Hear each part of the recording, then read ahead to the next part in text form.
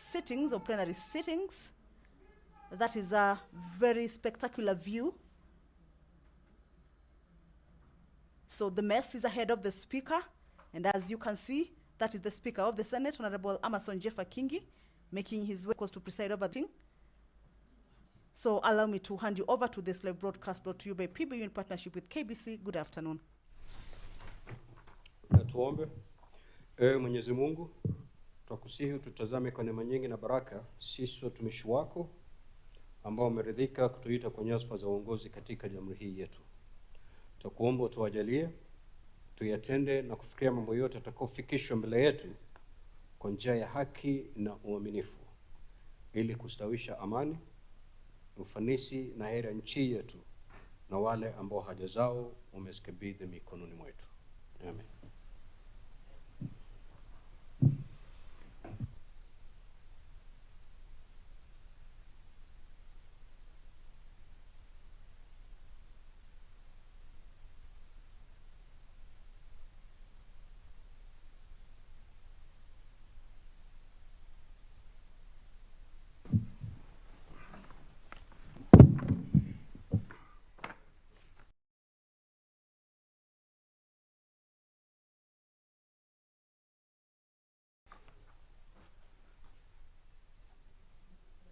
Sergeant Tams, can you ring the quorum bell for 10 minutes?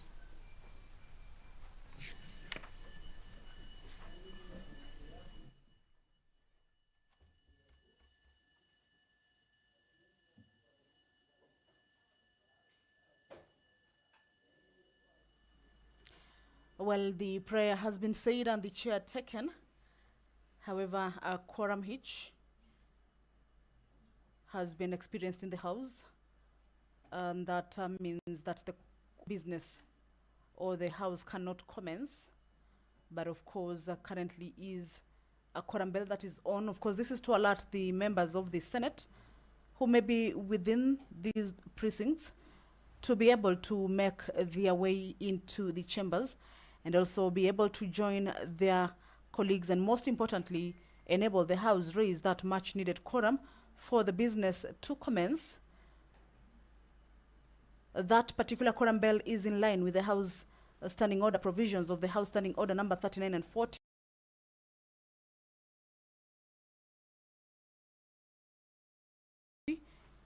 At least 15 senators should be inside the chamber seated once the prayer is said and the chair taken, for the House to be deemed to have quorated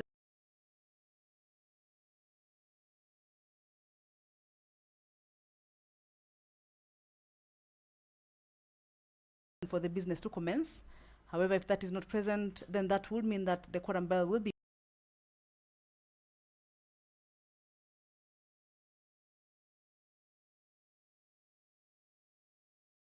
on, just to give room to the members who may be running late to walk in, and for the House to get that particular quorum. Then we shall continue to take a look at the business that the members will be transacting this afternoon. Remember, just to remind you that these proceedings of the Senate, the plenary proceedings, are taking place in Busia County under the Senate Mashinani initiative. This is the fourth county that the Senate has visited or has conducted its sittings outside the main parliament buildings in Nairobi, but its sittings at the devolved units. Remember, the Senate mandate also touches on or rather majorly touches on devolution, empowering the county governments in whatever way they can, just to see that the devolution succeeds in all the aspects.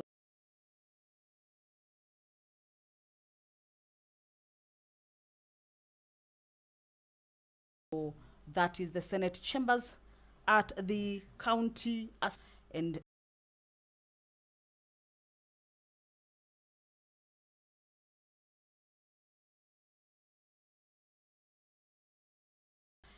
this sitting this afternoon marks the last day that the senators will, today, Thursday, as is the calendar of the Senate. So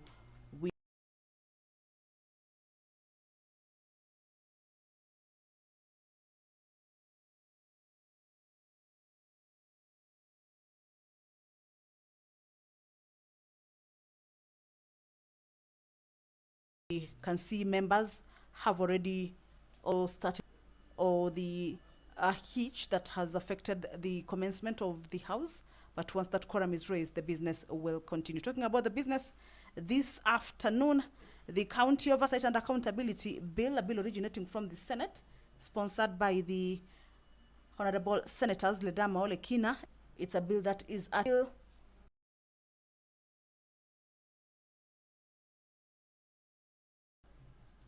that seeks to provide for a framework for effective oversight over the county governments by the Senate. Remember, as I had indicated earlier, is that the mandate of oversight and also empowering the county governments solely lies with the Senate. So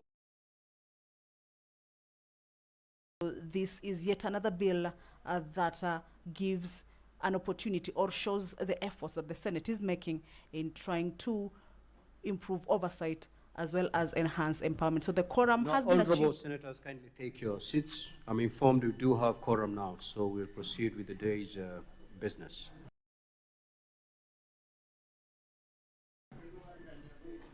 Clerk. Administration of oath. Order number 2, communication from the chair.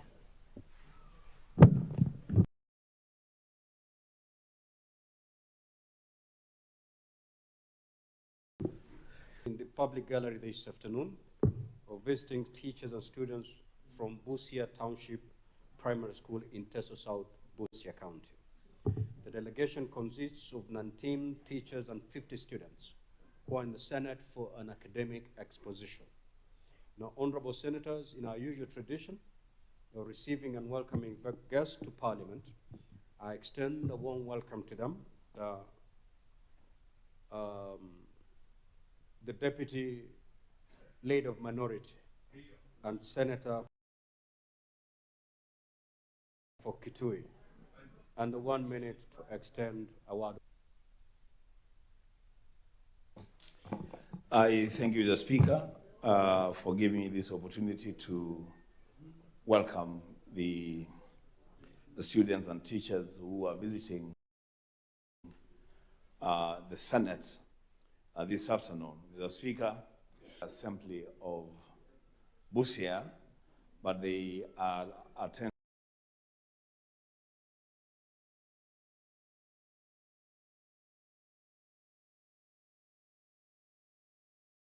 a sitting of the Senate of the Republic of Kenya. I want a fruitful visit to see how the Senate transacts businesses, especially on matters concerning counties and devolved units of government. For the teachers and the students, I say welcome and feel that you are the place that you wanted to be this afternoon. I thank you, Mr. Speaker. Next order. Order number 3, messages. Order number 4, petitions. Order number 5, papers. Senator Catherine Muma.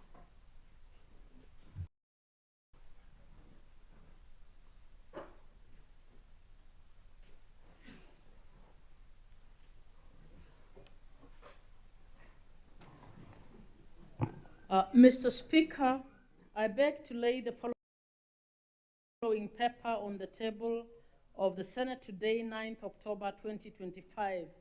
Report of the Kenya Parliamentary Delegation meetings in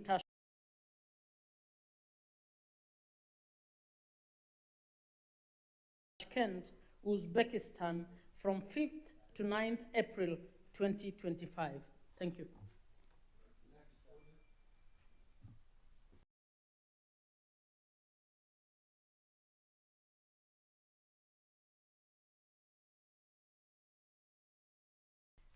Order number 6, notices of motion.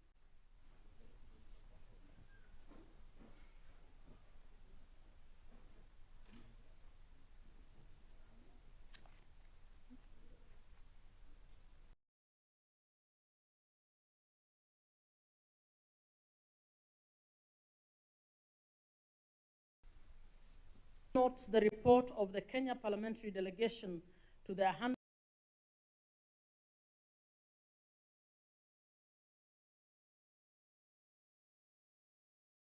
150th Assembly of the Interparliamentary Union and related meetings in Tashkent, Uzbekistan from Thursday, 8th October 2025. Senator Catherine Muma. Next order. Order number 7, questions and statements. Now, statement pursuant to standing. Speaker, sir, statement on the demise of the late Honorable Elijah Kiptarbei Lagat. The Speaker, sir, I rise pursuant to Standing Order 52.1 to make a statement on a matter of general topical concern. The Speaker, sir,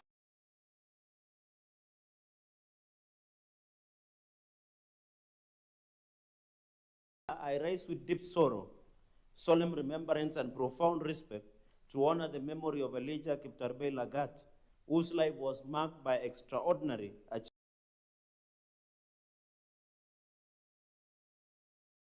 achievements, both national icon, a devoted public servant, born on 19 June 1966 in Saniak, Chesumei constituency, Nandi County.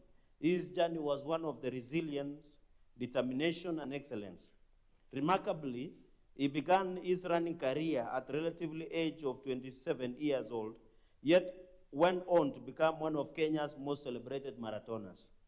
His victory at the 104th Boston Marathon, among other distinguished marathons in the year 2000, remains achievement was not only brought by his personal glory, but also added to Kenya's proud legacy as a global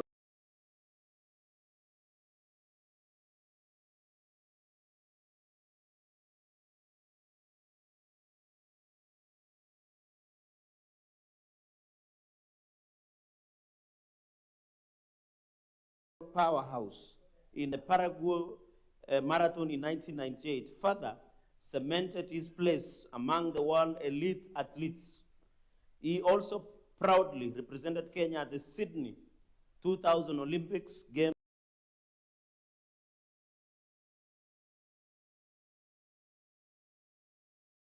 underscoring his patriotism and dedication to the nation.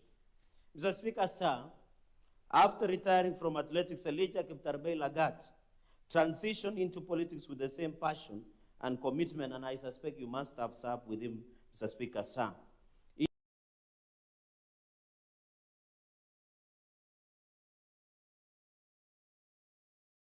2007, he was elected as a parliament for Mgwen constituency on an Orange Democratic Movement as a vice chairperson of the Labor and Social Welfare Committee.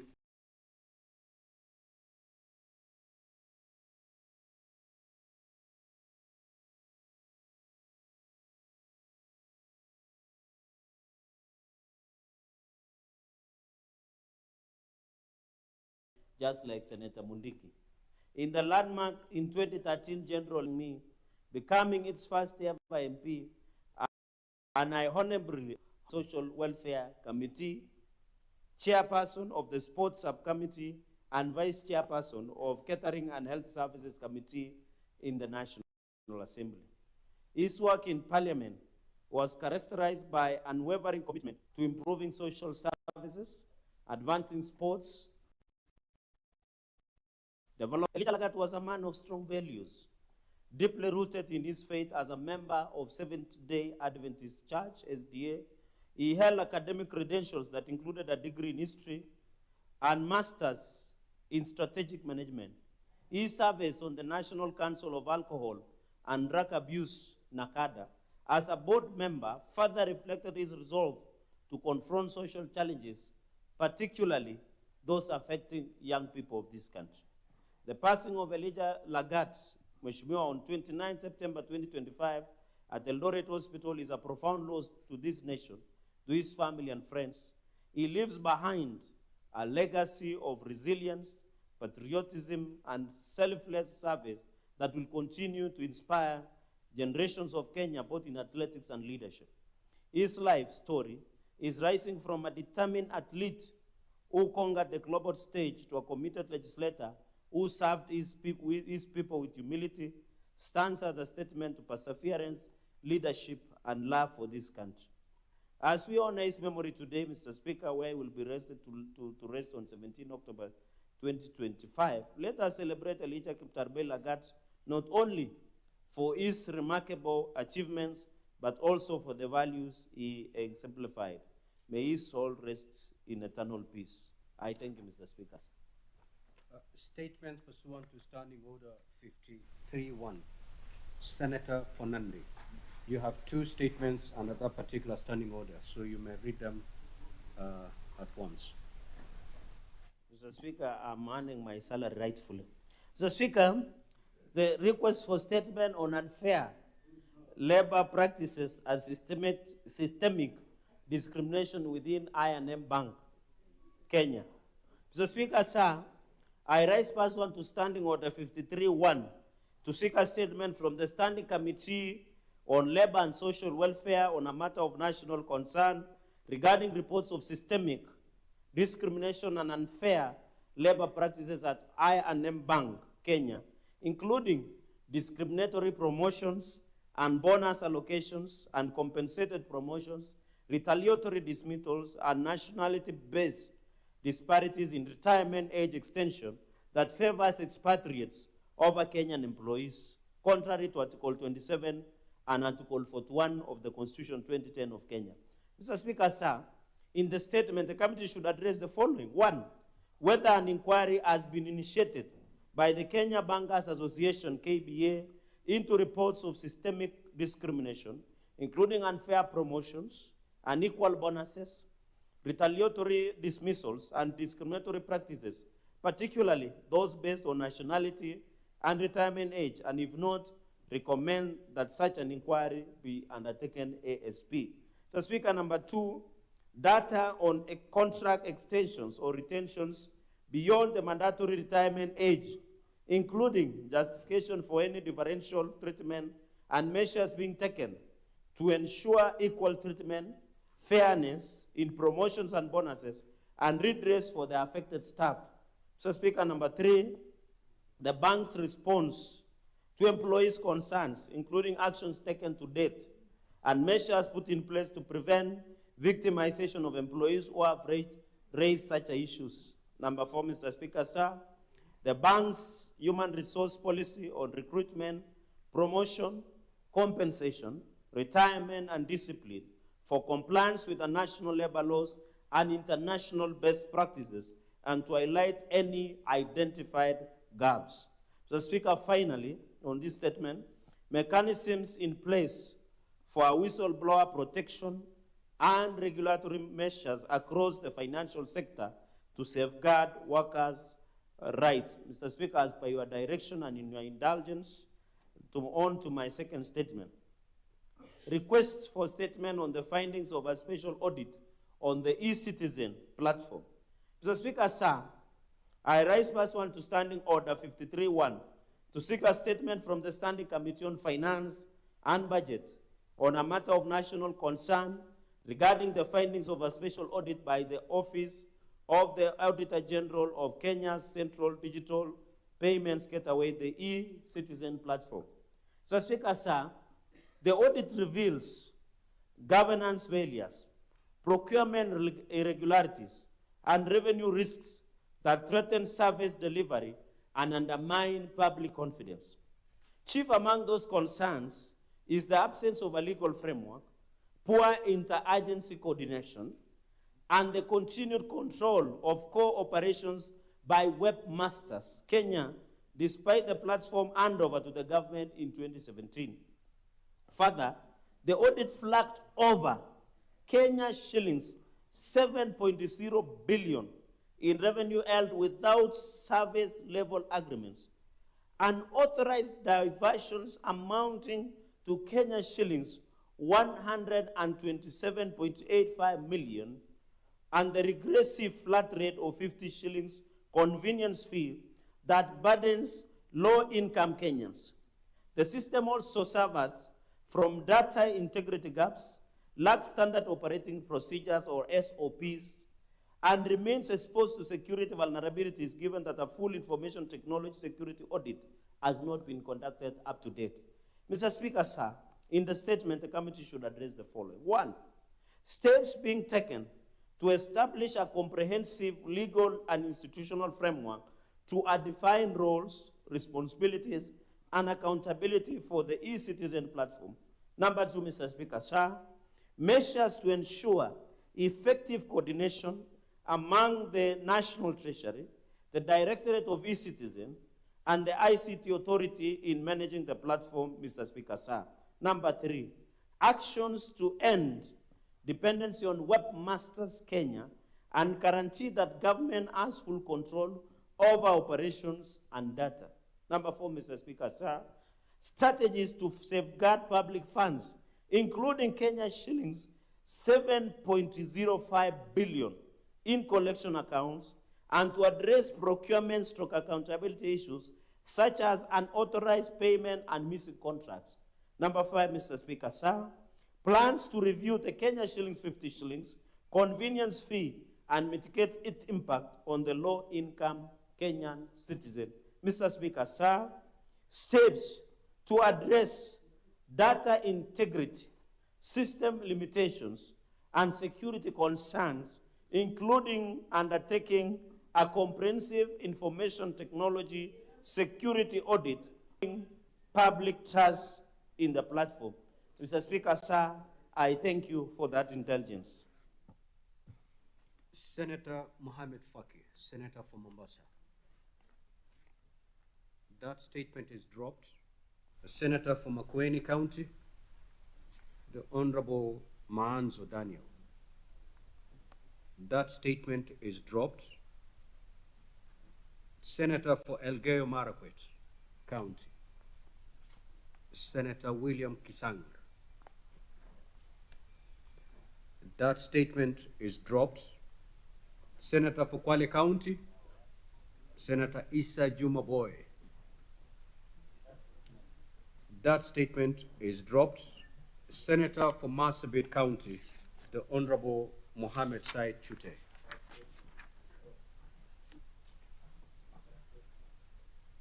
You have two statements. Yes. Read both of them. Honorable Speaker.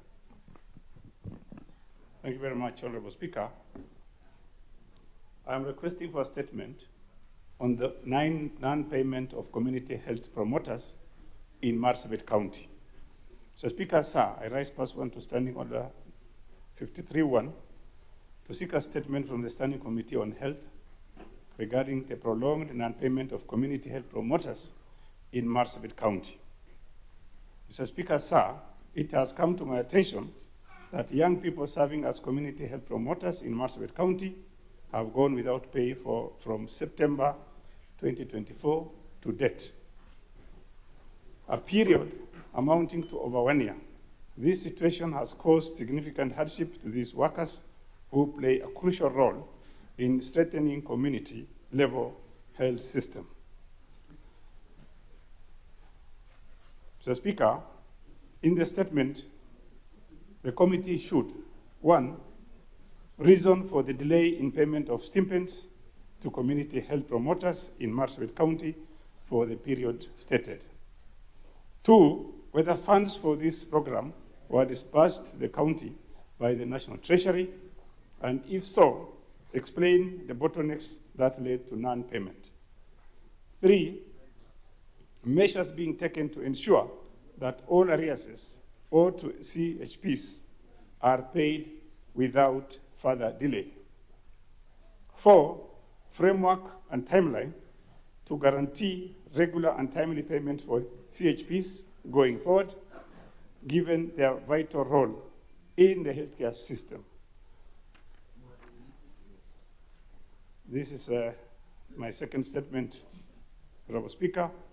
This is a statement requesting for the Elgade, Kambinya, and Bagasi boreholes in Marsabit County. Mr. Speaker, sir, I rise pursuant to Standing Order 53-1 to seek a statement from the Standing Committee on Lands, Environment and Natural Resources regarding Elgade, Kambinya, Bagasi boreholes projects in Marsabit County. In the statement, the committee should address the following. 1, details on the scope, objectives, and intended beneficiaries. Senators, may the senator from Marsabit be heard in silence, please. Let me repeat. Proceed, Senator. 1, details on the scope, objectives, and intended beneficiaries of the borehole project. 2, itemize the total funds allocated and expended between the financial years 2021, 2022, 2023, 2024, including funding sources and expenditure breakdown. Number 3, the current status, quality, and sustainability of the boreholes, including yields test, chemical analysis, and long-term management plans. 4, certified project documents, including the hydrological survey report, contracts and bill of quantities, test pumping and yield reports, completion certificate, and payment vouchers. Thank you very much, Honorable Speaker. Senator from Ranga County, Senator John Newton.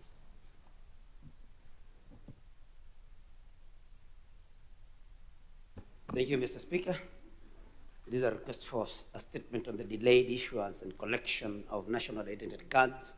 And Mr. Speaker, sir, I rise pursuant to Standing Order 53-1 to seek a statement from the Standing Committee on National Security, Defense and Foreign Relations on a matter of national concern regarding the delay in the issuance and collection of national identity cards. In the statement, the committee should address the following.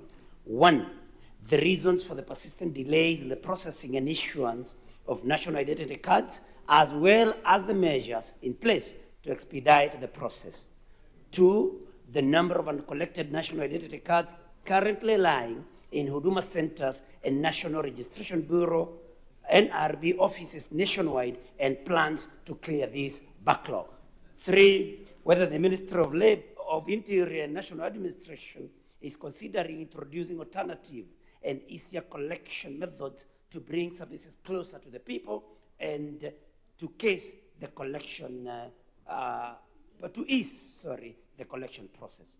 Number 4, the impact of the delay on the ongoing continuous voter registration exercise, and whether the ministry is coordinating with the Independent Electoral and Boundaries Commission, IEBC, to mitigate the risk of disenfranchisement. And number 5, Mr. Speaker, the timelines within which the ministry expects to fully resolve the challenges relating to ID issuance and collection. I thank you, Mr. Speaker. Senator for Busia County, Senator Andrew Okeo Mtata.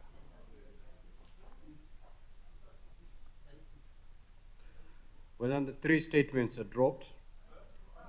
I will now allow comments for not more than 15 minutes on the statements that have been sought. Seems no one is interested in.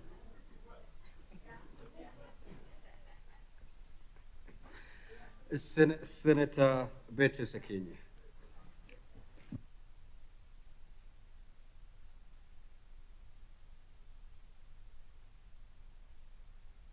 Thank you, Honorable Speaker.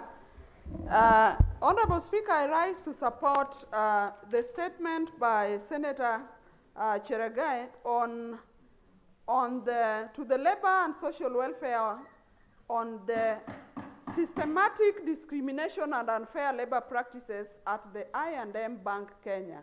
Honorable Speaker, we would like to tell this bank from the word go that we do not have Kenyans who are private and public, because this bank seems to operate in a way that it thinks it is a private entity, and so it can treat workers in a way that they like. Honorable Speaker, there are labor laws in this country that entities have to adhere to. Honorable Speaker, as this committee looks into the discriminations in promotions and the discriminations in bonus allocations, the promotions that are uncompensated, and the dismissals that seems to me to be illegal, the bank must also provide a list of their employees to this committee so that the committee is able to see where these employees come from. They must provide a list of employees categorized in terms of even where they come from. And Honorable Speaker, that is not to discriminate, but just to ensure that there is equity in the treatment, in the employment, and in the treatment of these workers. And secondly, Honorable Speaker, I want to support the statement by the Senator of Muranga, Senator Nyutu, on the collection of national identity cards. Honorable Speaker, there have been discrepancies in the issuance of identity cards.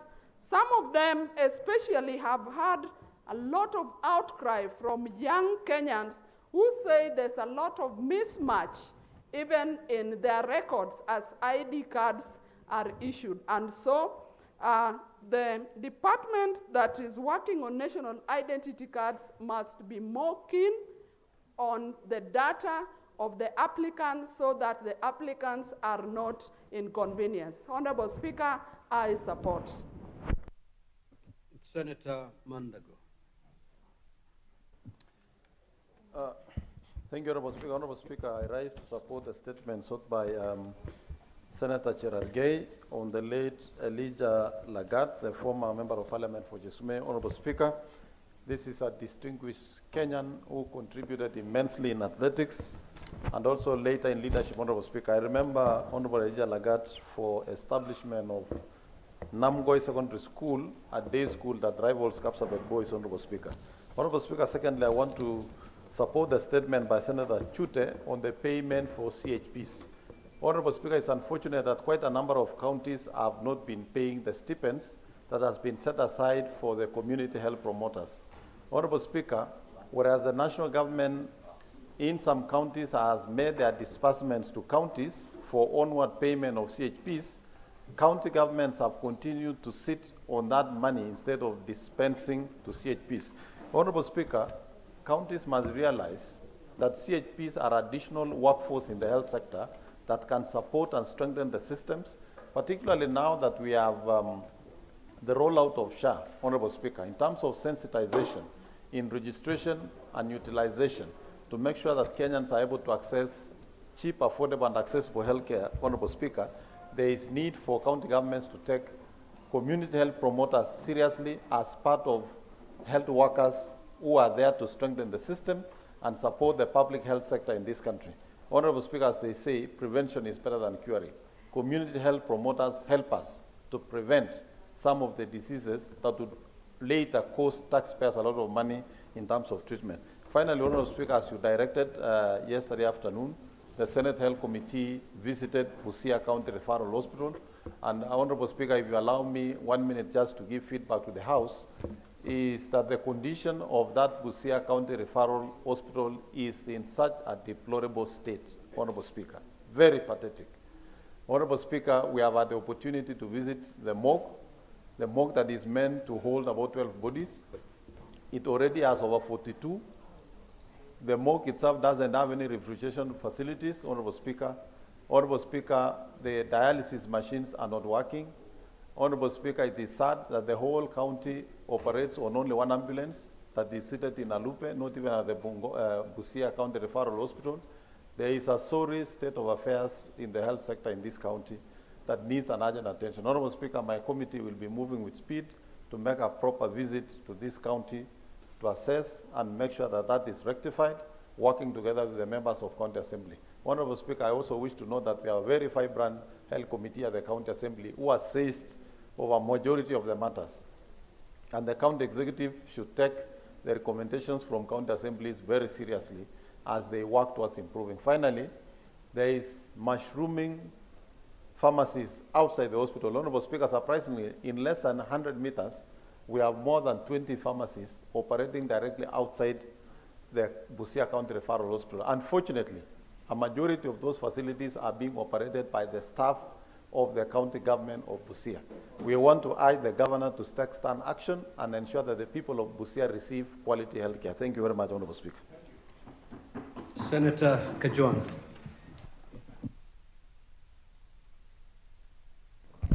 Mr. Speaker, I rise to make very brief comments on this request for statement by Senator Samson Cherargei on the findings of a special audit on the e-citizen platform.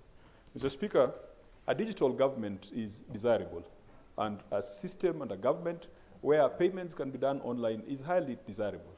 And Kenya has blazed the trail on that, even though we are still lagging behind some of our neighbors like Rwanda. Mr. Speaker, e-citizen and this online digital fee collection system that Kenya embraced is a good thing. But a good thing, if implemented badly, can cause serious problems. Mr. Speaker, the special audit report that the nation was served with by the Auditor General revealed serious vulnerabilities and flaws in the design of this system. It revealed serious issues around integrity, availability, confidentiality with regards to this system. It would be important that this matter be treated even as a national security matter, because if the entire payment infrastructure, digital payment infrastructure for government is being held by private players and the government does not seem to have clear oversight over it, what if one day some hackers decide to hack into it? Or what if one day the owners of these services become disgruntled and sabotage the entire machinery of government? Mr. Speaker, countries like India have devised a digital government platform that is controlled largely by government. If you go to Dubai, Mr. Speaker, nowadays you can walk into Dubai without talking to somebody, because you can check in online, you can check in your bags, you can do immigration, you can make all the payments that you want digitally. There is nothing wrong, Mr. Speaker, for a private player to provide this kind of services. If you go to the United States, has won big contracts to develop rockets and ships that go to space. There is nothing wrong for a... So when you are talking about scrutiny of this particular matter, it is not to begrudge the private investors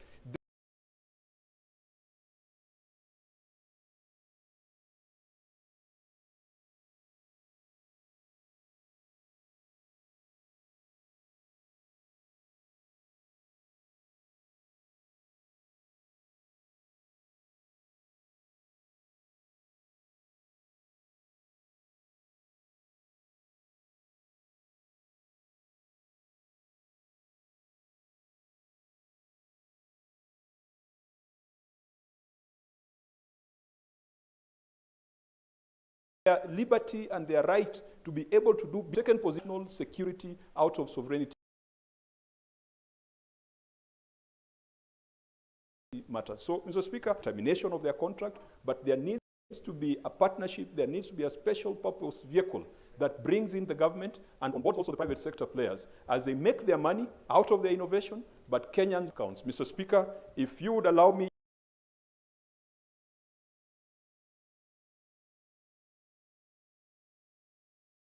just in less than 1 minute, join Senator Mandago, with whom we were at the referral hospital. Perhaps forgot to mention is that in the entire Busia County, we do not have a public ICU facility. And for you to get ICU services, you have to go to Bungoma. Mr. Speaker, it is sad. We did not come and expose some of these problems to the county government of Busia. And I want to pray that the governor, the executive, the assembly, and all those parties that we have interacted with, let them not take it as a sign of ill will that we are talking about these things. If a county, after 10 years of devolution, Mr. Speaker, cannot have an ICU, can only have one functional ambulance, cannot offer dialysis services, does not have a functioning oxygen plant, Mr. Speaker, you would ask yourself, what has happened to devolution in that county? And so the people of Busia, let's take this feedback positively. We did not come to witch hunt, we did not come to belittle anybody, but we came to expose the things, governance problems, the structural problems, the systemic problems, which if the governor in good faith, if he were to put together a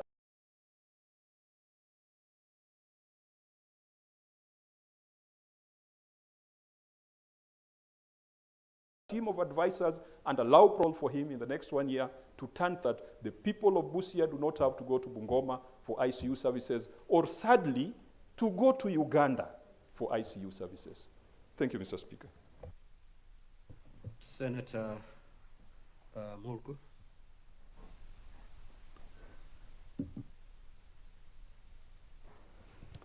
Thank you very much, Mr. Speaker, for allowing me to also make comments on two of the statements. One is the statement about Honorable Elijah Lagat.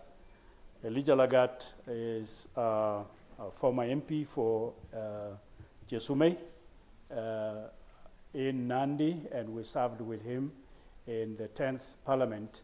And he was a very hardworking person, hardworking MP, and hardworking person, rising from athletics to be a servant of the people in a constituency. And so he initiated many projects in Mosop, and therefore Mosop has lost a very hardworking person who would be an example, even though retired from politics at the time, but he would be an example to the young people. And then secondly, I would like to make a comment on the IDs that the senator for Murang'a reported, that the IDs that are in registrar offices, and some of them, the offices of chiefs, are IDs or documents that are delaying a lot of things. Those that are missing them do not get services in either locations or offices that they would be getting, and therefore there is need for chiefs and administrators to do campaigns so that they are collected for the purpose of even registration to vote and many other services that give people rights with IDs or possession of IDs. Thank you. Now, before we proceed with the comments, allow me to make this communication. Now, honorable senators, I'd like to acknowledge the presence in the Speaker's Gallery this afternoon of visiting deputy governors from Bungoma, Vihiga, and Trans Nzoia county governments. I request each deputy governor to stand when called out so that you may be acknowledged in the Senate tradition. His Excellency Pastor Jennifer Chemtai Mbatian, Deputy Governor, Bungoma County. Thank you. His Excellency Wilberforce Kitiezo Guadoya, Deputy Governor, Vihiga County. Thank you. His Excellency Philomena Binea Kapkori. Thank you. Deputy Governor, Bungoma County. Now, honorable senators, in our usual tradition of receiving, of Trans Nzoia, Deputy Governor, Trans Nzoia County. Now, honorable senators, in our usual tradition of receiving and welcoming guests to Parliament, I extend a warm welcome to the deputy governors, and on my own behalf, on behalf of the Senate, wish them a fruitful visit. Further, I'd wish to acknowledge the presence in the Speaker's Gallery this afternoon, a visiting delegation of 11 religious leaders of the Busia County Interfaith Network. I request each member of the delegation to stand when called out so that they may be acknowledged in the Senate tradition. Reverend John Omuse Okude, Presiding Bishop, Anglican Church of Kenya, Katakwa Diocese. Thank you. Reverend Isaiah Obaya, Presiding Bishop, Anglican Church of Kenya, Nambale Diocese. Sheikh Ramadan Musa, Chairman, Council of Imams and Preachers of Kenya, Busia County. Sheikh Mohammed A. Ayolo, Secretary, Busia County Interfaith Network. Thank you. Reverend Charles Orodi, Retired Priest and Administrative Secretary, Busia County Interfaith Network. Thank you. Reverend John K. Sireka, Presiding Bishop, Assemblies of Christ Evangelical Holiness Church. Reverend Vincent Orango, St. Mary's Church of God and member Organization of the African Independent Churches. Sheikh Isa M. Musa, Imam Masjid Jamia Bumala. Madam Zainab Y. Hamis, member Busia County Interfaith Network. Bishop James Wanyama, Presiding Bishop, Grace Fellowship Church, Busia and Deputy Secretary, Busia County Interfaith Network. Father Benedict, presiding priest, Luanya Parish of the Catholic Church. On behalf of the Senate and my own behalf, I extend a warm welcome and wish you a fruitful visit. I will request the Minority Whip to extend a word of welcome to the two delegations.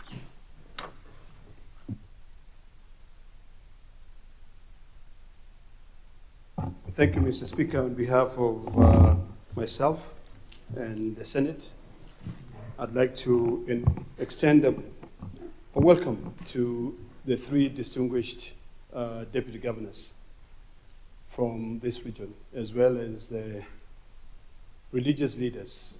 The deputy governors, we come to this particular place to be able to oversight the counties, and I'm happy that you're here today to be able to witness some of the activities that we're doing.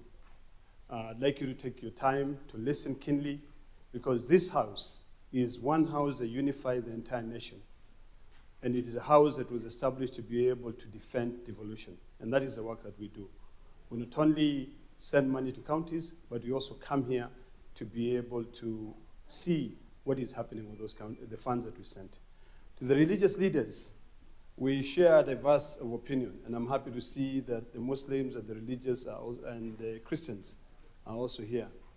I ask you to put this country in prayer as we navigate different terrains to try and find the right path to be able to bring in justice and to represent the people who have given us the opportunity to come and respect and represent them here. Thank you, Mr. Speaker. Senator Muma, you may proceed with comments. Thank you, Honorable Speaker. I rise to contribute to Senator Cherargei's statement on the findings of the special audit on the eCitizen platform. I'd like to commend Senator Cherargei for bringing this very important issue to our attention. And I would want to urge that the Committee on Finance treat this statement as a matter of urgency and actually addresses the issues raised by Cherargei in a timeous manner, for the reason that the country is actually trying to digitize the systems, but the manner in which some of the things are happening with the current systems is actually not bringing any confidence among the users and the citizens on these systems. I believe the audit is good for purposes of exposing any loopholes and any weaknesses in these systems. But even as it exposes these issues, it also brings out some level of lack of confidence, because then people imagine this was deliberately intended to fleece the public. You will all remember that recently we've had a spat between national and county governments not wanting to digitize their systems. And yet, when we were at the devolution conference, we all applauded the governor for Muranga for actually digitizing most of the services and the systems, and particularly the financial system. So I would want to ask that beyond the questions that Senator Cherargei has asked, we must also include how we can create this system in such a way that it continues to respect the distinctive nature of our devolved governance. So we are creating a system that is able to ensure county governments can operate their financial systems distinctively and independently, as well as national government, but that we are able to bring everything on this system in order to have better accountability and transparency. So I would want to urge that this is actually taken seriously. I also want to add to contribute to this statement by Senator Nyoto on facilitation of ID cards.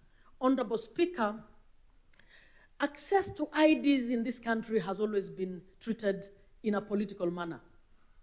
And I come from this region. The region generally, and Nyanza has been, and the coast, have been regions that have suffered marginalization in facilitating access to IDs, because of the perceived political outcomes that might come with voter registration.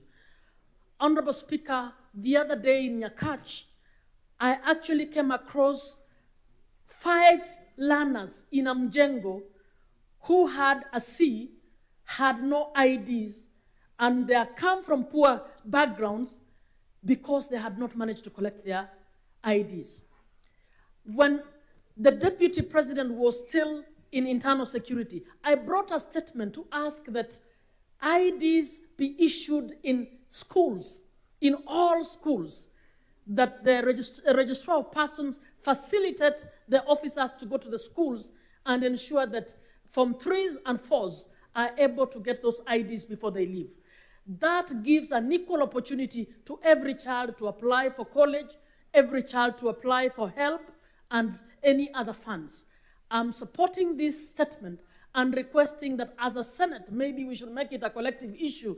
Mr. Speaker, you might want to lead us to the Minister for Interior to actually make case for all learners in our schools to be facilitated to apply during this time so that in January, before the results come out, they are able to have their IDs, to apply for funds in an equitable manner, to be able to have an equal chance to apply for tertiary institutions, to have an equal chance to apply for jobs, to have an equal chance to apply for affirmative action funds. That is not happening. It is only the children of the middle class and the upper middle class who are managing in large sense to access this facility.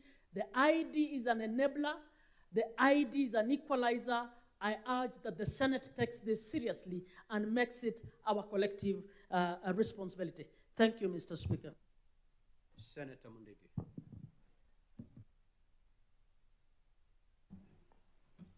Okay, asante Bwana Spika kwa kunipa nafasi niweze kuchangia mjadala wa Senator Cherargei wa I&M Bank.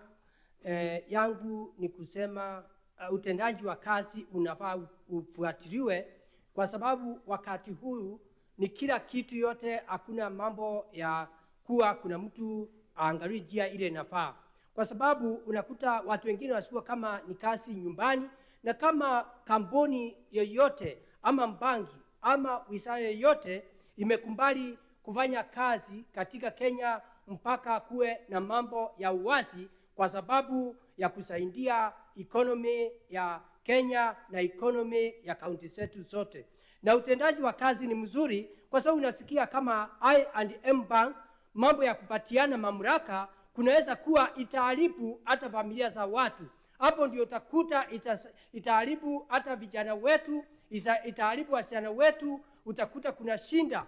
Na sio mambo ya hiyo banki peke yake. Bwana Spika, ni banki nyingi, hata SACCOS unakuta kuna shinda. Na hapo ndio utakuta wizara nyingi itaharibika kwa sababu mtu akipeleka ndugu yake, kesho apeleka sister yake, ama mwingine apeleka mtu mwingine, na hiyo mambo yote itakuja kuharibu. Hata unakuta banki kama hizo, utakuta watu wanapiga kelele, banki imeanguka kwa sababu njia ya utendaji wa kazi haikufuatiliwa kwa sababu ya mambo ya utapeli wa pesa. Bwana Spika, pia ningeunga mkono mambo ya kuchukua vitambulisho ambayo ni ya Senator wa Murang'a. Bwana Spika, wakati huu tumembakisha miaka 2 ndio tuweze kwenda kwa uchaguzi. Ningeomba utendaji wa kazi wa wale watu wanapeana vitambulisho wakiingia kazi asubuhi na mapema, na pia wale wanataka vitambulisho waweze kusaidiwa kwa sababu tunajua bila kitambulisho utakuwa na shinda juu ya uajiri wa kazi. Na pia watoto wetu wale wametoka shule wanataka kwenda kazi, wanataka kwenda kazi manjuu, lakini kama mambo ya vitambulisho haitaangaliwa utakuta kutakuwa na shinda. Pia ningeongea kwa vijana wetu na wasichana wetu. Pia watu wengi katika sub county vitambulisho inachukuliwa. Bwana Spika, unakuta watu wengi wamechukua vitambulisho, lakini mpaka sasa vitambulisho imekuwa pale na wanjaenda kuchukua. Sasa hiyo inakuta ni shida nyingine. Bwana Spika, pia ningetaka kuchangia, tumekuja hapa Busia, ni vizuri kama vile chairperson wa health ameongea, hata kama mimi nikiwa mwenyekiti wa agriculture vice chairperson, naweza kuhusia kidogo upande wa agriculture. Juzi tulienda hapa katika Butarangi, Lake Victoria, mambo ya uvuvi wa samaki. Na mambo ya ajabu, mimi nikitoka huko Embu County ama Nairobi, nilikuwa ikifikiria utendaji kazi wa mambo ya uvuvi wa samaki. Hapa samaki siko nyingi, lakini Bwana Spika, wakati tulienda pale unakuta kuna shida kubwa sana, kwa sababu tulikutana na watu ambaye ni wa miaka kidogo, lakini unakuta ile shinda iko pale juu ya kilimo ya samaki iko na shinda, kwa sababu kuna ofisi ilijengwa pale na Blue Economy na mpaka leo haijakuwa handing over kwa county.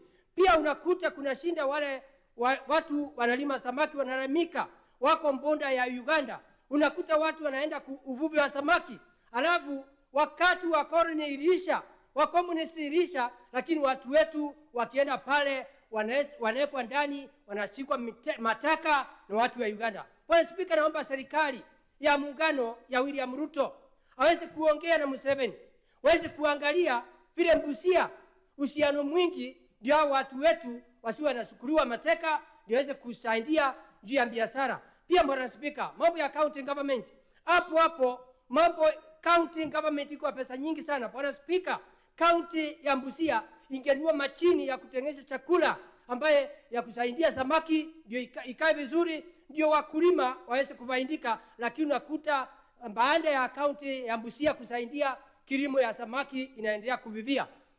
Kwa hivyo Bwana Spika, naomba uhusiano mzuri wa county ya Busia na MCA na executive. Hapa tumeona makanisa, hata makanisa mpaka ndio maneno. 30 seconds, Honorable Senator. Sawa. Bwana Spika, kwa hivyo ningeomba hao watu wakae pamoja, waweze kuangalia vile watasaidia kilimo, kwa sababu kilimo ya hapa ni uvuvi wa samaki, ni uvuvi pia ni mambo ya miwa. Pia ningeomba waangalie kuna mambo ya value addition, waangalie kama kuna kilimo ingine kama ya makandamia, kama ni mambo ya makandamia na pia na vitu zingine, ndio waweze kutengeneza kilimo, kwa sababu saa hii mambo ya elimu hapa iko juu sana, lakini mambo ya kilimo pesa. Point of order. Point of order. Point of order. Well, the Honorable Senator has concluded his remarks. Now, before I allow Senator Olekina to make his comments, allow me to make this communication. I would like to acknowledge the presence in the public gallery this afternoon of visiting teachers and students from St. Monica Chacol Girls High School in Busia County. The delegation consists of 4 teachers and 60 students who are in the Senate for an academic exposition. Now, Honorable Senators, in our usual tradition of receiving and welcoming visitors to Parliament, I extend a warm welcome to them, and on my own behalf and on behalf of the Senate, wish them a fruitful visit. I will request the Senator from Busia County to extend a word of welcome. And 1 minute, Honorable Senator. Mr. Speaker, sir, thank you for the opportunity. St. Monica Chacol Girls is one of the premier schools in Busia County. Even the MP for the area where we are here, Teso South, is an alumni of St. Monica Girls. So feel very welcome. You have seen our distinguished senators here. They are here because of their efforts. And then, as I told you in my world, is the cream that rises to the top, and try to be the cream. We know that also rubbish rises to the top when there's no order, but when there's the orders are calm, it's only the cream that rises to the top, and so you work hard at your studies, and you'll rise to the top. Thank you very much, and feel at home. We are most welcome, and we are honored by your visit. Thank you, Mr. Speaker, sir. Senator Olekina. Mr. Speaker, I'd like to support the statement by Senator Cherogei. This statement should worry Kenyans.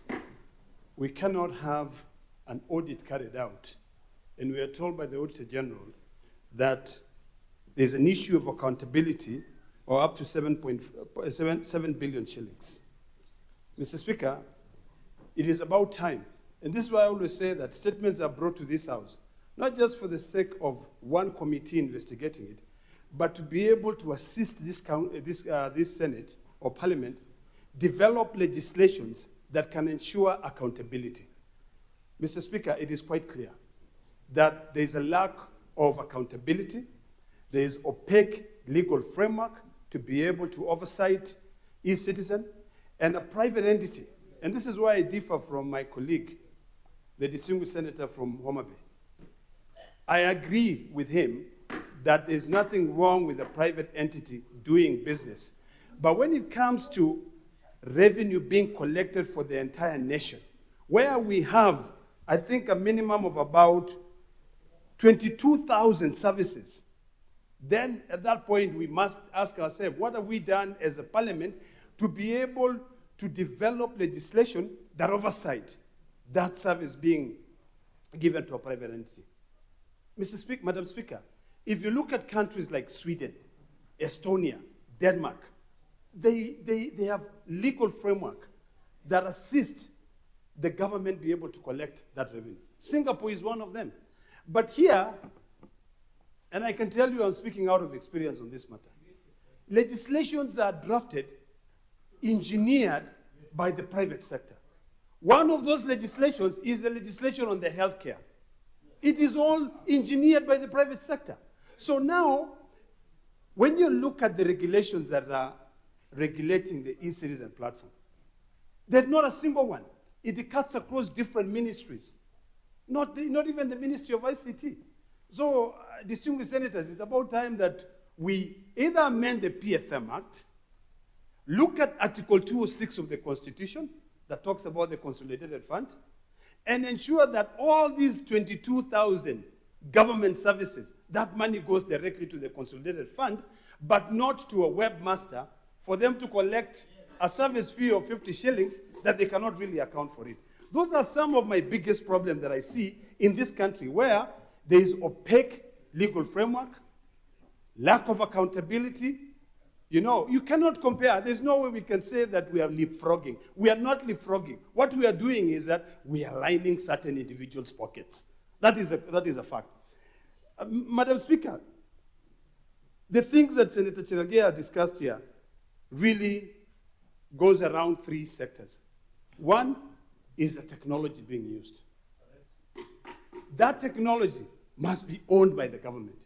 Why do we have an ICT authority, yet we cannot rely on it to be able to develop technology that the government can be able to use? If ICT authority cannot be able to develop the technology, why don't we go to the NIS? I believe last year, was it 2 years ago, we were invited by NIS. They showed us their capacity and capability in developing the land registry technology to be used, because that will be government to government. Let us now move away from this issue where we are collecting 50 shillings, but in 22,000 government services. That's a lot of money. So, Madam Speaker, it is time that this government has control. And I hope that when the Committee on Finance and Budget is going to be looking at this, I think the Committee on Public Accounts Investments, and even the committee led by, the committee led by Senator Kajwang, should go and look at it, because to be honest with you, how do you oversight e-citizen? Who has oversighted e-citizen apart from us? This time, let's not just comment on a statement, but actually take advantage of the things that we are finding out from the Auditor General, develop legislation, and finally, either set up an ad hoc committee and do away with this webmaster. Thank you, Madam Speaker. For senators, I wish to reinstate the statements by Senator Okiya Omtata before we continue with the comments. Senator Omtata.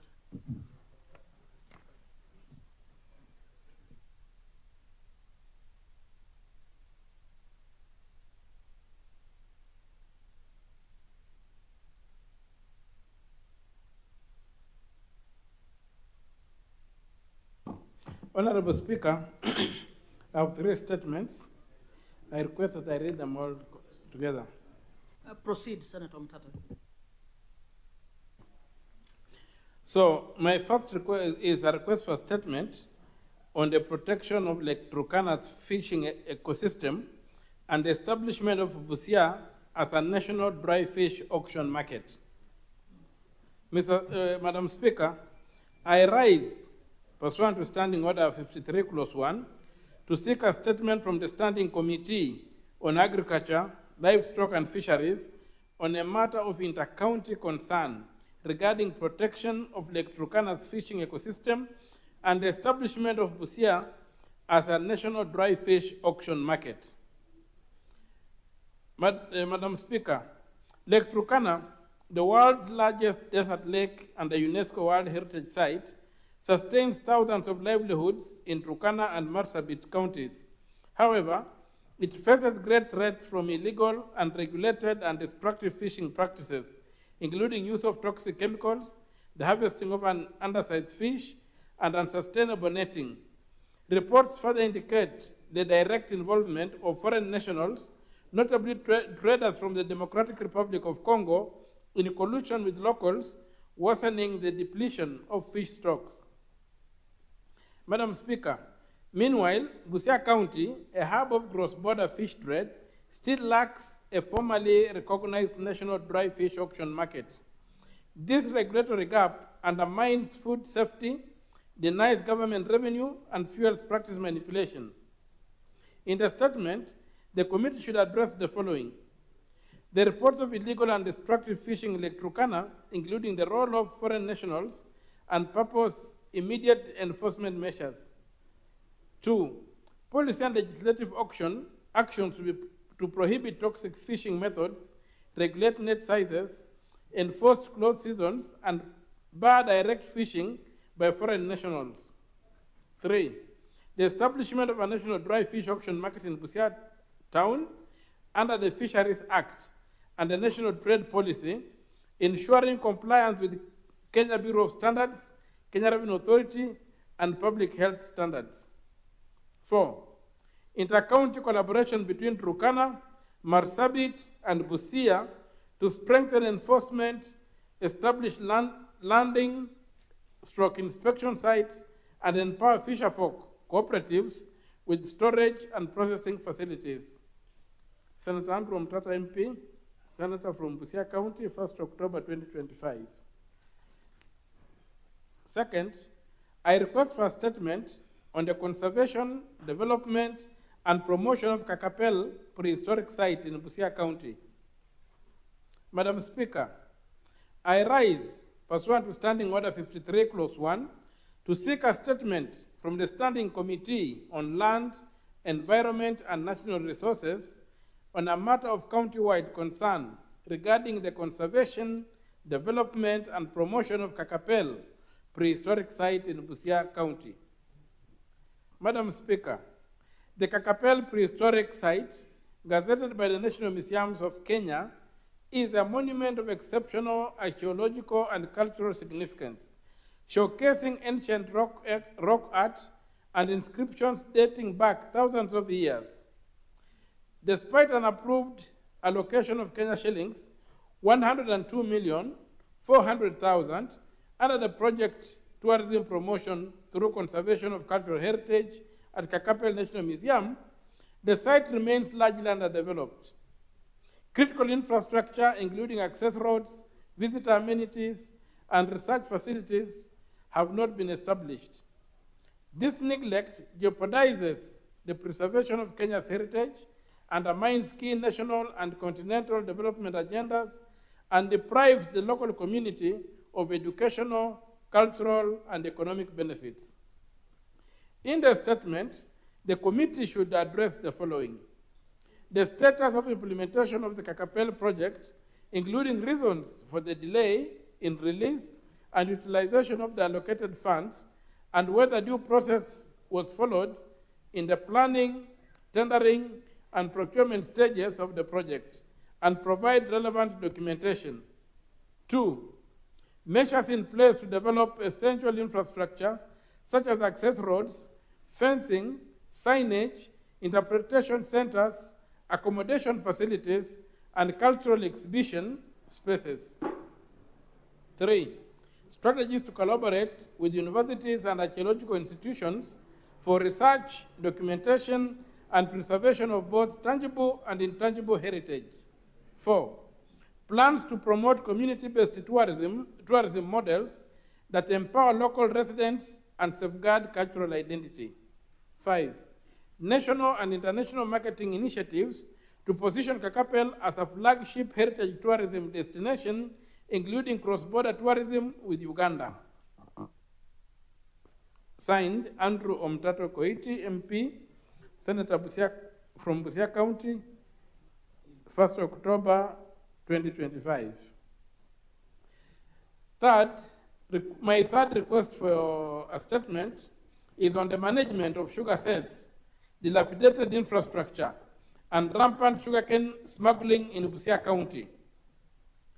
Madam Speaker, I rise pursuant to Standing Order 53, Clause 1, to seek a statement from the Standing Committee on Agriculture, Livestock and Fisheries on a matter of county-wide concern regarding the management of sugarcane cess, dilapidated infrastructure, and rampant sugarcane smuggling in Busia County.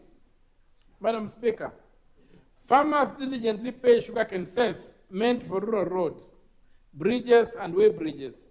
Yet, Busia's budget reflects only 10 million annually, despite miller records showing remittances exceeding 30 million.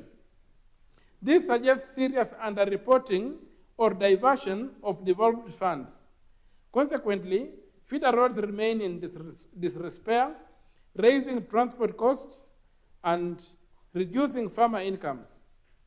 The porous Kenya-Uganda border fuels rampant sugarcane smuggling, depriving counties of revenue and destabilizing markets. Unregulated cheap imports further depress cane prices and enable delayed miller payments, while frequent dumping of duty-free refined sugar weakens the local industry. In the statement, the committee should address the following. 1, the total sugarcane cess collected annually from 2020 to date, desegregated by miller and sub-county. 2, the discrepancy between county government and miller remittance reports, and outline the measures in place to ensure public disclosure of cess receipts and expenditures, including internal audit mechanisms to prevent diversion or underreporting. 3, evidence of infrastructure projects such as roads, bridges, and way bridges funded through cess revenue over the last 5 years. 4, the control measures established to curb sugarcane smuggling across Kenya's borders and indicate any disciplinary action taken against persons implicated in the vice. 5, the current national sugar demand and supply gap, and how the current gap is being verified before issuing import permits, and the safeguards in place to ensure imports occur only during genuine shortfalls while protecting farmers from price depression caused by cheap imports. Signed, Andrew Omtato Koiti, MP, Senator from Busia County, 6th October 2025. Thank you, Madam Speaker. We resume comments on the statements. Senator Mutinda.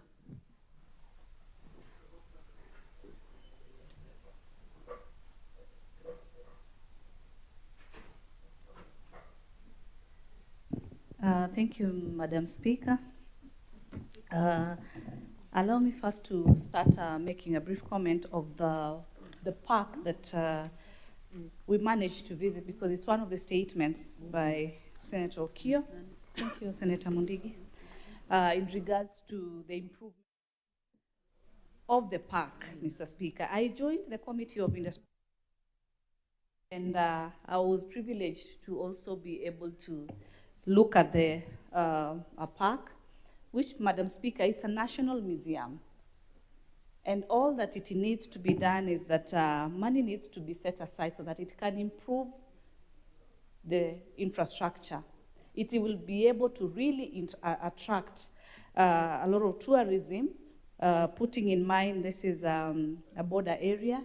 And this is a facility, Madam Speaker, the Kakapel historical site It has very, very historic message. It's a very important site as a museum. Madam Speaker, I agree that it needs to be gazetted and needs to be improved. We've seen a structure that the county government had started putting in place. It should work with speed to be able to complete this particular structure. And Madam Speaker, I mean, it has a lot of history that will that definitely ensures it prides in the local area culture, Madam Speaker. The other statement, Madam Speaker, is by Senator Cherelgai in regards to the unfair labor practices at I&M Bank, Madam Speaker. Madam Speaker, actually, the matters that the Senator has addressed that the committee needs to narrow down to should go beyond I&M Bank, Madam Speaker. When I was doing my thesis in my undergraduate, Madam Speaker, at the University of Nairobi, I narrowed into the issues of the banks in this country. By then, there were about 42 banks by then. We've had an increase of the number of banks in this country. And mostly, most of them having foreign investors, Madam Speaker. When the foreign investors invest, which is something that we encourage them to do, Madam Speaker, we should not also close our eyes and forget some of the issues that have been raised, some that are in this particular statement, in terms of unfairness, probably in the promotions, in the recruitment processes, in the local strategic market strategies that need to be adapted locally, because the local banks need to help the locals, not only a specific sector, Madam Speaker. So this issue should not only be narrowed to I&M Bank, Madam Speaker, but across the different banks. The Committee of Labor should be able to give an adequate report, Madam Speaker, of all the banks in this country. Be able to analyze the issues that have been brought about by the Senator, the mechanisms that are in place to be able to whistleblow, and many others. At times you find that transactions have been done. The manager has been able to approve 1 or 2 transactions, and because the client was fraudulent, Madam Speaker, then the employee is affected, probably without fair process of what really transpired. Because the bank wants to really cover their own image, then they end up sacrificing the employee simply because something has been flagged out by CBK. So there should be a proper audit on the same. Madam Speaker, also, just to mention on the issue of the hospital, today we had a privilege to visit, Today we had the privilege to visit the referral hospital, Busia, and I was tasked, because my area is also pharmaceutical, to be able to look at the pharmacy, and I just want to applaud, honestly, the hospital. Among all the hospitals that I've visited and I've been able to move into the pharmacy area, this has been one of the best organized, clean, decent, with very competent people, something that I'm really very proud of, and I would want to encourage them to continue with the same. Even they've been able to actually have their own system. And Madam Speaker, today when we were looking at the financial issues in terms of the pending bills in this county, apparently the health sector is the one, in terms of revenue collection, on-source revenue collection, is the one doing the best in this particular county. Despite the huge amount of the pending bills in this county, which we've been able to address, Madam Speaker, and add that the county government moves with speed, Madam Speaker, to be able to sort their suppliers. It is very sad, Madam Speaker, to have a pending bill of as little as 100,000, as little as 90,000. Mark you, this person went to a bank or to any financier, borrowed a loan. There's interest that is accruing for this particular person, and this money has not been paid for years and years. Yet they have a running pending bills committee that verifies these particular bills, Madam Speaker. It is something that we want to add the county to move with speed. They've given us just a light strategy in terms of how they're supposed to clear the 2.6 billion pending bills in this particular county. If this is not done with a plan, then we are going to have a very minimal percentage on the development budget, Madam Speaker. So I think and I hope that Senate Mashinani in Busia, Madam Speaker, has been of impact, cutting across all the different sectors. As Mheshimiwa Mudigi also talked about the agricultural sector, we've looked at the health sector, we met with PAC, they've also tried to look at the matters within the health. Finance today, we had the governor, we tried to emphasize that pending bills be sorted. We hope and pray that the people of Busia, as we go back to our counties, as we go back to Nairobi, we will have left an impact and a positive impact for that matter. We look forward to when again we shall be here. Thank you so much, Madam Speaker. Senator Chute. Thank you very much, Madam Speaker. Madam Speaker, I want to contribute on the statement by Senator Omtata on the protection of Lake Turkana fishing ecosystem. As you are aware, Honorable Speaker, Marsabit shares the lake with Lake Turkana, with the Turkana County, of which 70% is in Marsabit County. Honorable Speaker, I think last week, some businessmen and politicians came to my office and told me we have a problem in Lake Turkana. And I want to thank Senator Omtata for bringing this issue to the Senate today. And the issue they raised was that people are using nets which are smaller in size, undersize, for fishing in Lake Turkana. And I asked them, what is the Department of Fisheries, what are they doing? They said they are doing nothing. And I want to emphasize that this problem Senator Omtata is talking about, it is live and it is happening in Lake Turkana. Madam Speaker, imagine people using undersized net and a senator for Busia, senator who is in Busia, complaining about issues in Lake Turkana that we have a problem. The problem is fish which are smaller in size are being transported from Lake Turkana to Busia. Honorable Speaker, Madam Speaker, in Marsabit, the Marsabit County government built an abattoir, which is unfortunately maybe costed about 300 million, which is today claimed by the lake.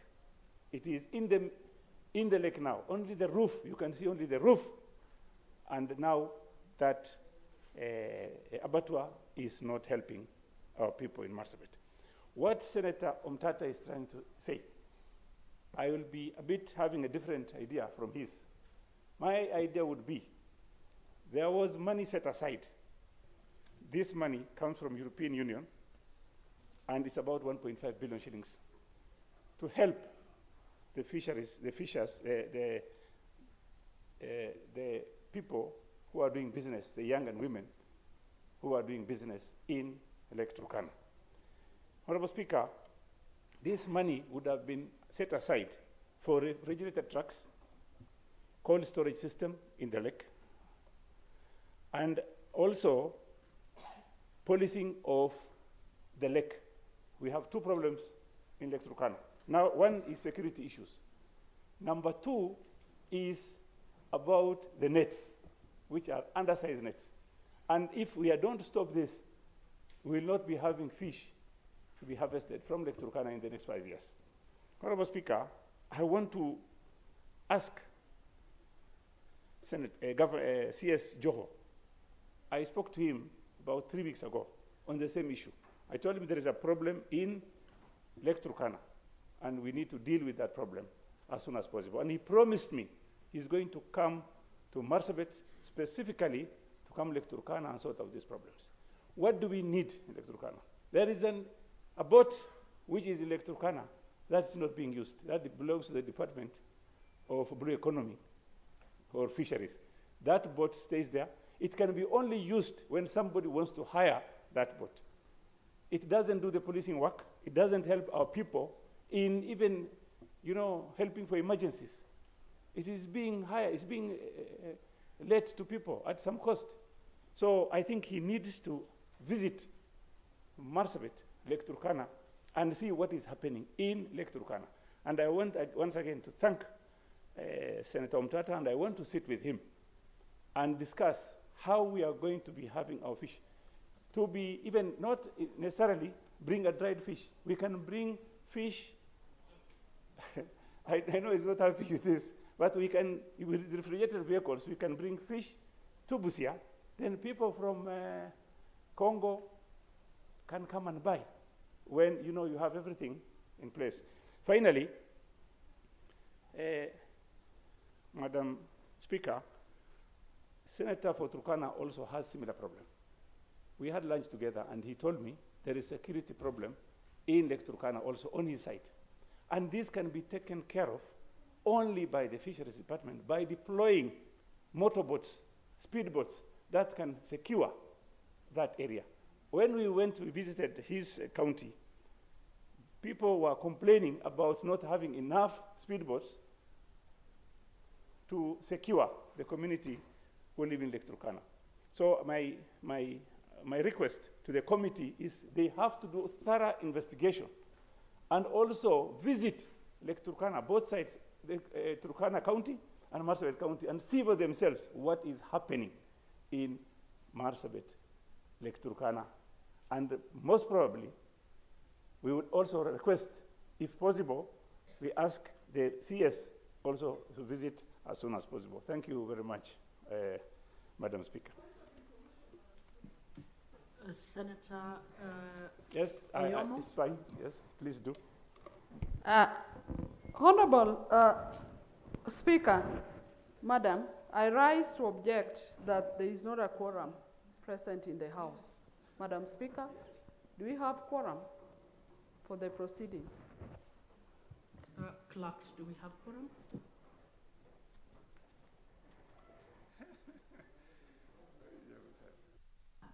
We don't have quorum, so can I request Sergeant at Arms to ring the bell for 10 minutes?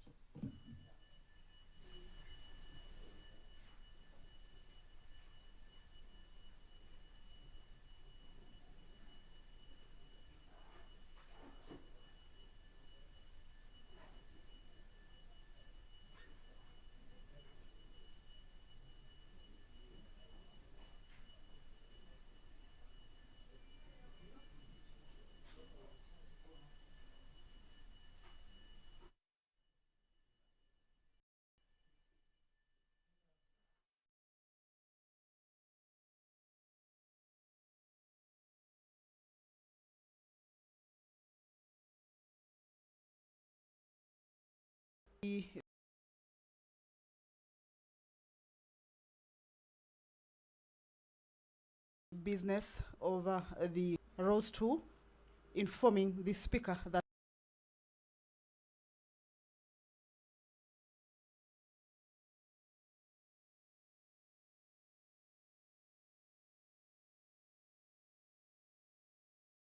the House may not be having the requisite for it to be able, unless and until that quorum is raised. So the Speaker has indicated or directed that the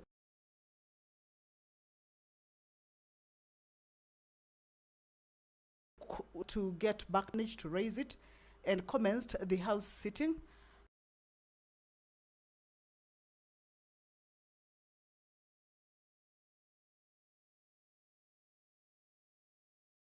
However, as the business continued, it seems that members have walked out of the chambers, and therefore making the House lack that requisite quorum for the business to continue. So that is a quorum bell that is on.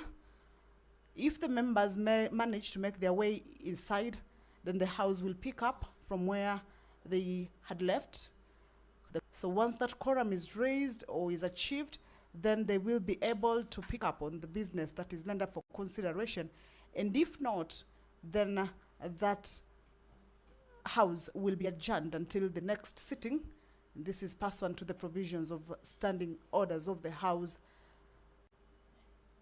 Remember, this is a Senate plenary sitting taking place in Busia County under the Senate Mashinani program. This is the last plenary sitting day. The House has been sitting at the County Assembly of Busia since Tuesday afternoon, sitting Wednesday morning, Wednesday afternoon, as well as today. So this will be marking the last day of the plenary sitting, as is the calendar of the Senate, that the plenary sittings are done from Tuesday afternoon to Thursday afternoon. However, you will recall that the senators have also been conducting committee sittings done by various standing committees, also making visits to various county projects. And so this afternoon, if the House does not correct, then that means they will be adjourning, and that will be the end of the Senate Mashinani chapter, or the Busia chapter, and they will be back to the main parliament buildings in Nairobi from next week. So we shall be waiting to hear from the Speaker, Honorable Veronica Maina, who's currently, Honorable Catherine Muma, I beg your pardon, who is currently chairing the House.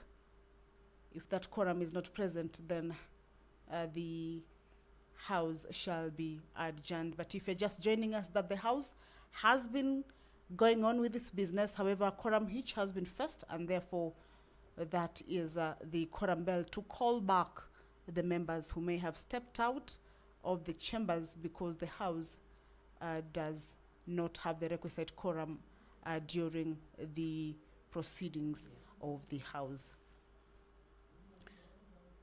Before that quorum hitch, the members were considering statements that had been lined up for consideration in today's order paper. Some of the statements include that from the member for Nandi, Honorable Samson Cherarkei, from the Standing Committee on Finance and Budget regarding the findings of a special audit by the Auditor General on Kenya's Central Digital Payments Gateway, the e-Citizen. Also, statement by the Senator for Makueni County, Honorable Daniel Manzo, seeking from the Standing Committee on Education regarding a report of sexual assault involving a grade 3 pupil at email at Emali Sunshine Academy in Makueni County.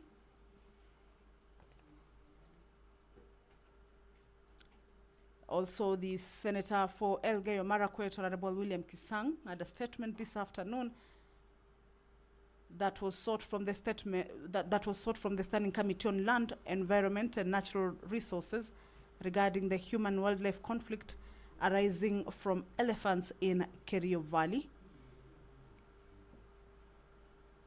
Also, the Senator for Murang'a County had a statement sought a statement from the Standing Committee on National Security, Defense and Foreign Relations regarding the delay in the issuance and collection of national identity cards.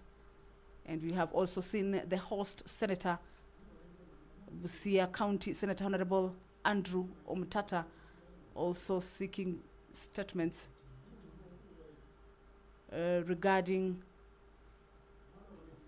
the management of sugarcane cess, dilapidated infrastructure, and rampant sugarcane smuggling in Busia County. The senator also sought a statement from the Standing Committee on Agriculture, Livestock and Fisheries concerning the protection of Lake Turkana's fishing ecosystem and the establishment of Busia as a national dry fish auction market. And the senator also sought a statement from the Standing Committee on Land, Environment and Natural Resources regarding the conservation, development and promotion of Kakapel prehistoric site in Busia. So if you're just joining us, is that the house that is sitting in Busia County Assembly, this being the 4th Senate Mashinani, has been conducting its business at the County Assembly of Busia since Tuesday. This is the last sitting this afternoon. However, there is a quorum hitch, and the quorum bell is on just to alert members of the Senate who may be within the precincts that the House has faced a quorum hitch during the proceedings. The consequence of overwork. I'm aware that a number of committees are still doing their exit meetings. Having failed to attain quorum at the expiry of the 10 minutes, the Senate stands adjourned pursuant to Standing Order 41-2A until Tuesday 25 at 2:30 p.m.